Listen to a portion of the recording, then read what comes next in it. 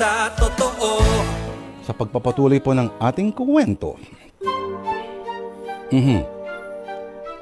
dahil sa narinig ni Laura tungkol kay Milan na kesyo ito raw ay babaerong matindi.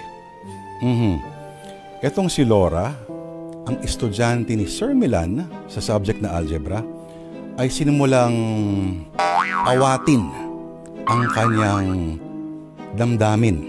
Kuno nito sobrang lumiliyab ang kanyang pagkakrush. Ngayon, natakot siyang mahulog ng tuluyan ng kanyang puso sa kanyang Sir Milan. Bakit po? Pero kahit anong pigil niya, nako, parang lalo yatang nakatadhanang lagi silang magkita. Sa oras mo na 11:06, ituloy na po natin mga kapatid ang ating kwento ngayon na pinamagatang Higher Education.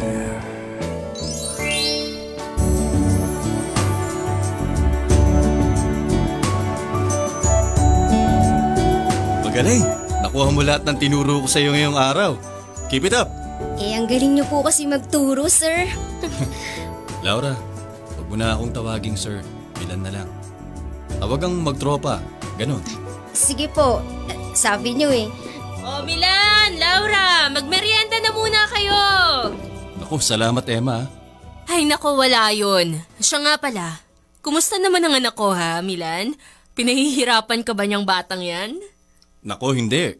Katunayan yan eh. Mabilis siyang matuto. Mabuti naman kung ganun.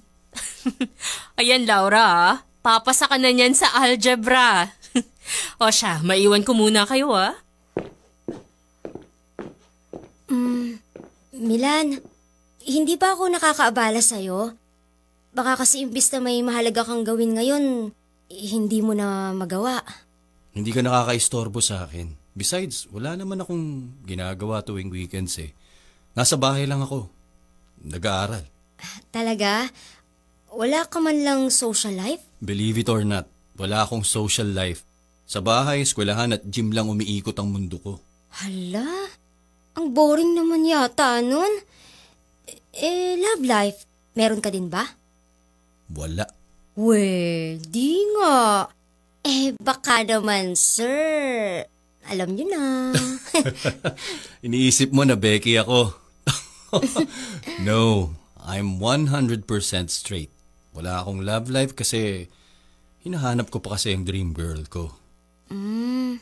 Wala ka pang sinaktan o pinaiyak na babae? Siyempre wala. Sa buong buhay ko, dalawa lang ang naging girlfriend ko. At sila pa ang nang iwan sa akin. Ganun ba? Milan, ano bang standards mo sa isang babae? Bakit mo naman naitanong yan? Wala lang. Curious lang ako. Gusto mong malaman kung papasa ka sa standards ko? Uy, Milan, wala akong iniisip na ganyan ha. At saka, 18 lang ako no, 27 ka na. Ano naman ngayon kung 9 years ang age gap natin? Bakit? Ayaw mo bang magkaroon ng boyfriend na mas matanda sa'yo? Hindi naman. Actually, wala naman sa edad yun eh. Tama. By the way, mabalik tayo sa tanong ko kanina. Gusto mong malaman kung papasa ka sa standards ko? Don't worry, pasado ka. Sir naman. Tara Laura, magsimula na ulit tayong mag-aral.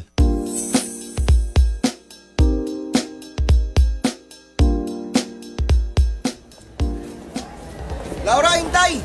Oh, Romaine. Oh, kumusta na ang little brother ko, ha? Pwede ba wag mo na akong tawaging little brother? Okay, sorry. Huwag ka nang mainis sa akin. Kung ayaw mo ng little brother, edi bunso na lang ang tatawag ko sa'yo. Hanggang kapatid na lang ba ang turing mo sa akin? Ano pa bang gusto mong ituring ko sa'yo, ha? Alam mo naman may gusto ako sa'yo, di ba? Sinasaktan mo ako masyado, Laura eh. Romaine. Sorry, pero hanggang mag-brother-sister lang tayo. Dahil ba kay Dr. DeVos? Laura naman, ang laki ng agwat ng edad nyo. At saka babaero yun. Sasaktan ka lang niya. Huwag mo naman siraan si Sir Milan. Totoo yung sinasabi ko, Laura. Niloko niya at pinaasa yung ate ko. Maniwala ka sa akin. Laura, Ayokong pati ikaw ay mabiktima niya. Hindi ko mapapatawad ang sarili ko kapag nangyari yun. Wala naman sa itsura ni Sir Milan na nanloloko ng babae. Siyempre! Ipapakita niya yung ganung image niya para mahuli niya yung loob ng mga babae. Laura, makinig ka naman sa akin. Yung mga nararamdaman mo para sa kanya, infatuation lang ang lahat. Kaya pwede mo pang pigilan yan. Laura, please. Iwasan mo na ang lalaking yun. Ako na lang ang mahalin mo. Min, mahal kita. Pero hindi sa paraang gusto mo. Sorry pero kailangan ko nang mauna. Bye.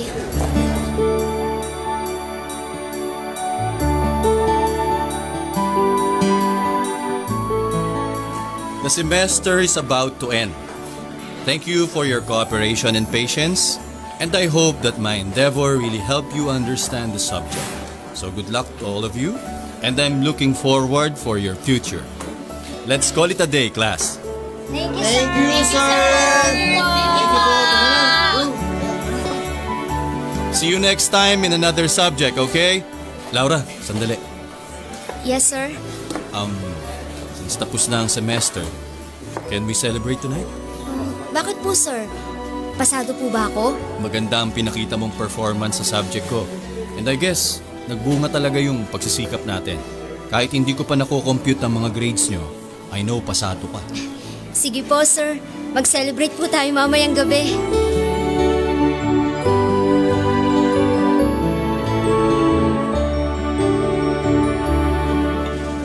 Talagang dito mo pa ako dinala para lang mag-celebrate, ah. Naku, ito ang pinakamahal na restaurant sa downtown. Special kasi ang araw na to kaya dito kita dinala. So, how do you feel na tapos na ang semester? Siyempre, masaya. Dahil makakapagpahinga na rin ako pagkatapos ng ilang buwang cramming. Milan, thank you, ah. Kasi kung hindi dahil sa'yo, hindi ko ma-appreciate ang algebra. Hindi ka ba na-pressure sa akin? I admit na na-pressure nga ako. Talagang nag-aral ako ng mabuti tsaka nagdasal ng mataimtim para hindi ako bumagsak sa subject mo. Nakakaya naman kung babagsak pa ako, di ba? Pagkatapos ng efforts mo na turuan ako kahit weekends. Anyway, what are your ambitions in life? Simple lang. Ang maging sikat na artista at singer. Well, bata pa lang ako yun na yung pangarap ko. Maaabot mo rin yung pangarap mo. Maganda ka naman talented. At saka may star quality. Laura, kapag sumikat ka na huwag mo kong kalilimutan Oo naman, Milan. Kayo pa. Special ka sa akin. Ikaw, ano bang pangarap mo sa buhay? You know what? Halos lahat natupad ko na Nag-college na ako at the age of 15. Na-accelerate ako dahil sabi nila, genius daw ako. 13 years after, 2 na ang naging PhD ko. Isa sa math at isa sa physics. May rewarding akong career bilang educator. Lahat ng pinangarap ko nung bata ako naabot ko na. Buti ka pa, Milan.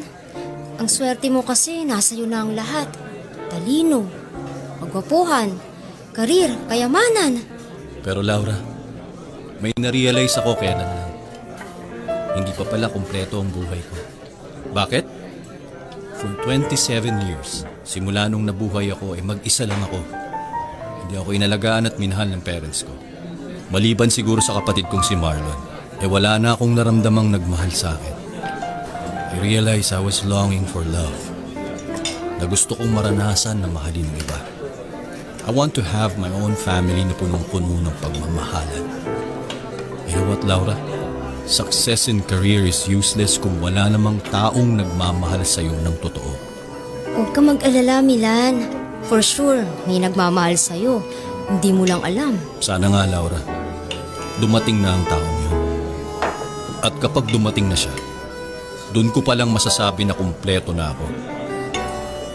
Laura, what do you think of me? Gwapo ka. Matalino. Mabait. Am I a husband material? Oo naman. Dahil ikaw yung tipo ng tao na responsable. Hindi mahirap mahalin. So you think I'm worthy to become your husband in the future? Sir, bawal yan. Romantic. Kahit sabihin mong 18 years old na si Laura, at hindi na menor de edad, nakaw. Siguro inisip ni Laura, ang swerte-swerte ko. Siguro dahil alam nilang patapos na ang semestre at ilang linggo na lang ay pareho na silang magiging malaya. Malaya nga ba talaga? Pero ito tanong, kung henyo si Milan, bakit niya tatanungin ang isang kakatapos lang na maging teenager? Halos teenager pa yun eh. Nako! Oo. Kung siya raw ba ay husband material? May experience ba si Laura? Nakasal kaya si Laura dati? Sabay naging wife material din dati? May karanasan siya sa pagiging ganon? Ewan natin. O hindi kaya predatory behavior sa gitna ng tinatawag na cognitive dissonance itong ginagawa ni Sir Milan. Masama ang tabas ng dila mo. O baka bitter lang ako kasi gwapo si Sir Milan. Ewan ko. Pero sa oras pa ng 11:17 mga kapatid, mag-sounds ulit tayo at sa ating pagbabalik, may kasama tayong mag-attendance check.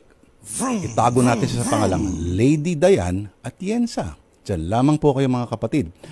Magbabalik po ang programang Sana Lord. Ako po si Lord Rivera. Ang maglipat, ibabagsak ni Sir. Dito tayo